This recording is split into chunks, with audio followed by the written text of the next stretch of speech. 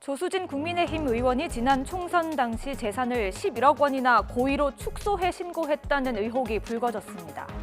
조 의원은 총선 후보자였던 지난 4월 예금 2억 원을 포함해 18억 5천만 원의 재산을 신고했는데요. 그런데 지난달에 공개된 국회의원 재산 내역에 따르면 조 의원의 재산은 예금 8억 2천만 원과 채권 5억 원을 포함해 모두 30억 원으로 5달 만에 무려 11억 5천만 원이 늘어난 것으로 나타났습니다. 이와 관련해 조 의원은 총선 직전 서류를 급하게 준비하다 실수가 빚어졌다고 해명했는데요.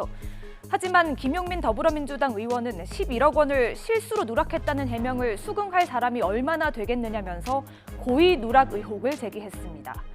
황희석 열린민주당 최고위원도 100만 원, 200만 원도 아니고 몇 억 원의 받을 돈을 빼먹다니 매우 특이한 분이라고 꼬집었습니다.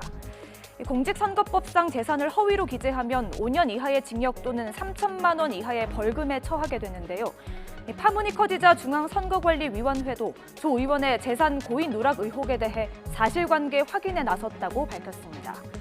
국민의힘 의원의 재산 형성을 둘러싼 논란은 또 있습니다. 주호영 국민의힘 원내대표, 박근혜 정부 시절 이른바 재건축 특혜 3법에 찬성표를 던진 뒤 자신이 소유한 강남 재건축 아파트로 23억 원의 시세 차익을 거뒀다는 언론 보도가 있었는데요. 그런데 주 원내대표가 이 재건축 아파트에 17년 동안 한 번도 살지 않은 것으로 드러났다는 의혹이 추가로 제기됐습니다. 주 원내대표는 해명을 요구하는 언론에 해당 보도에 대해 소송을 제기한 만큼 답변하지 않겠다고 반박했습니다. 최근 국민의힘은 추미애 법무부 장관 아들 관련 논란에 대해 집중 공세를 퍼붓고 있죠. 하지만 주호영, 조수진 이 두 의원을 둘러싼 논란에는 침묵으로 일관하며 공식 입장을 내놓지 않고 있습니다.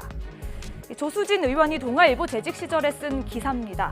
공직자의 정직한 말, 공사 구분 같은 품성의 영역에 대해 우리 사회는 선진국 수준의 눈높이를 요구하고 있다는 걸 기억하십니까?